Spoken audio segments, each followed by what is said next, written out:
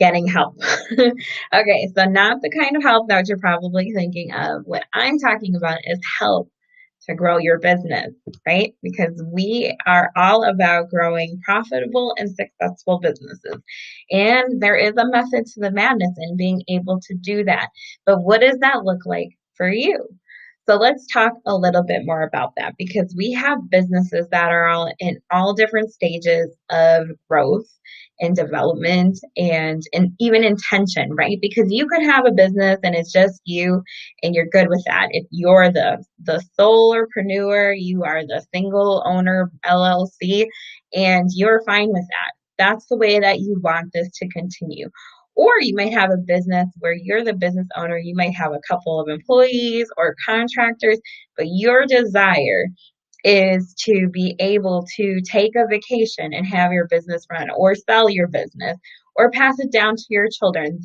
It could be far and few and in between that putting it together of what your business actually looks like. So let's talk about what that means in terms of getting help. So when you are building a business, whether you're a solopreneur or you're a business owner with employees, you come to a point of your business growth where you have to have help. And what I mean by that is that it doesn't necessarily have to be employees. It can also be contractors that you are adding to your team of individuals to help you grow.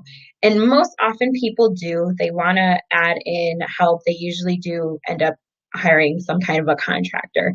And the reason for that is because the costs are a little bit lower in some regards to hiring a contractor versus hiring an employee. Now, the line between what makes a contractor versus what makes an employee is pretty thin and is dependent on which state you are in. Each state has its own regulations of what qualifies an employee versus a contractor. So you need to make sure you look at it. But regardless of the fact is that you at some point probably will need help growing your business. And so one really quick example of how we're going to kind of break down this is something I'm going to show you real quick. Let me bring that up. This is my handy dandy Word document. So we need to think about this strategically, right? If we're getting to a point where you are spending too much time on little things. So let's say you're needing to post on Facebook, put together your numbers,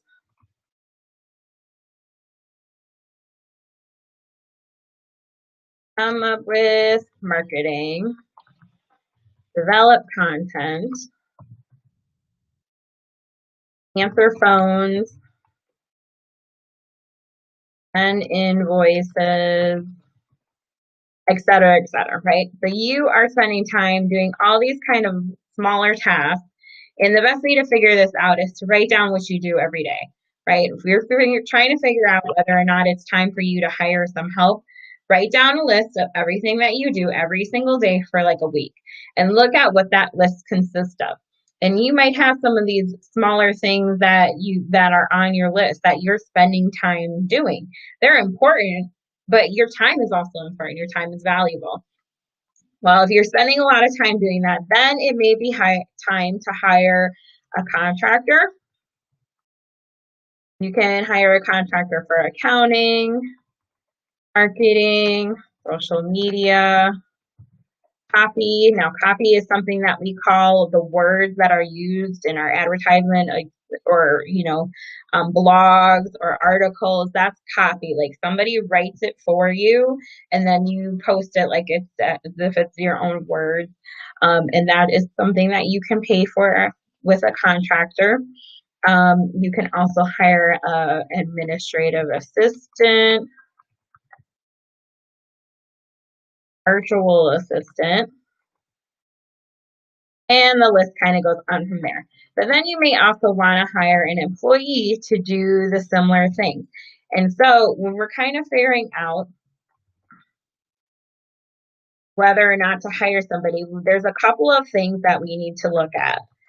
We need to look at what the costs are associated with it, especially first. So look at the cost associated.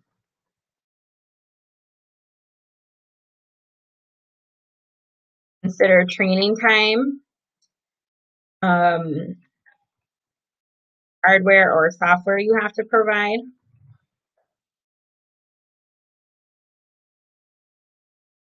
expertise, overhead. Is this something that you're going to have a person in office to do? And then, the hourly rate, of course, would be a factor as well.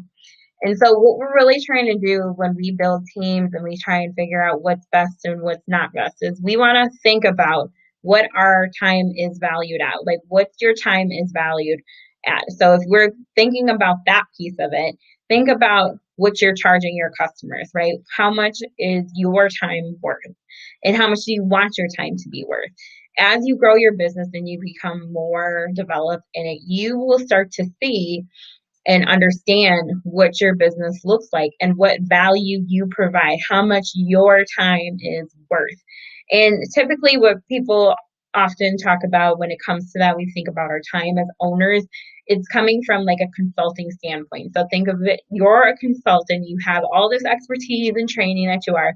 So when your time is spent, is it better spent in your business, on your business, or a little bit of a mix in between?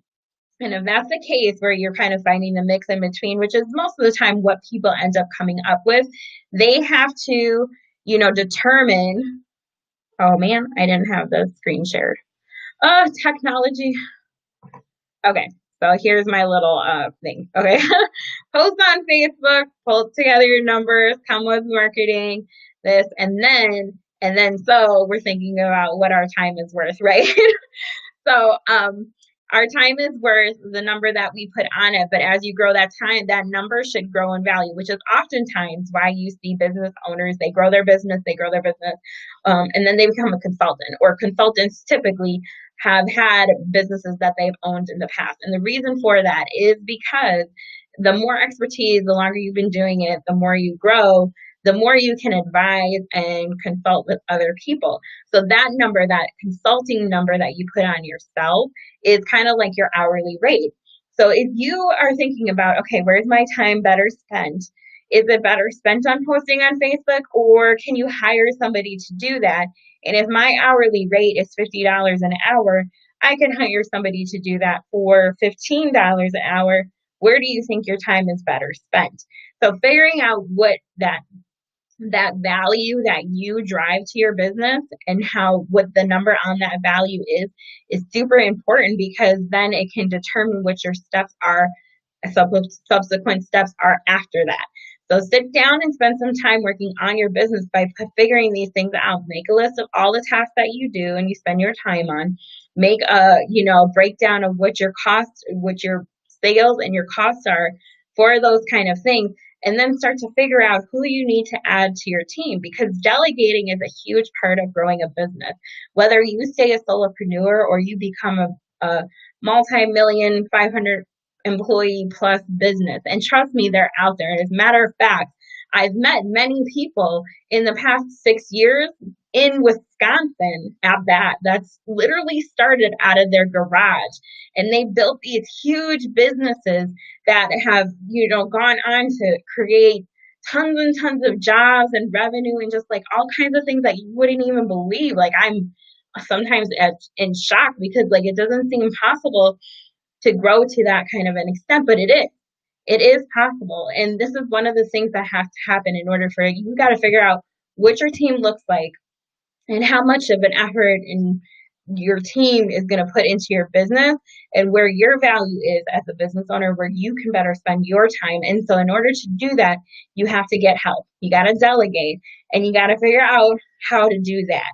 And so figuring out those pieces. And now this is not a set in stone thing either. Like many things in business aren't. You have to continually go back and revisit and review and adjust, as your business grows and fluctuates. But this is one of the steps that you can do. And you can put together as simple of a list as this one right here. It's an if, then, so. If this is going on, then what do I need to do? So how do I do it? And that's how you have to kind of break down the pieces of your business. Even at your early stages, have a plan. When you're figuring out where you're going to have to add your team, start thinking about how you can put everything in a system so somebody else can follow it, even down to the most minuscule thing that you do, because the more you can create systems in your business, the better you can delegate, and ultimately, the better you can grow your business. So hopefully this was helpful. We talked about getting clear and digging deep and getting help. And I will see you again tomorrow. Thanks. Bye.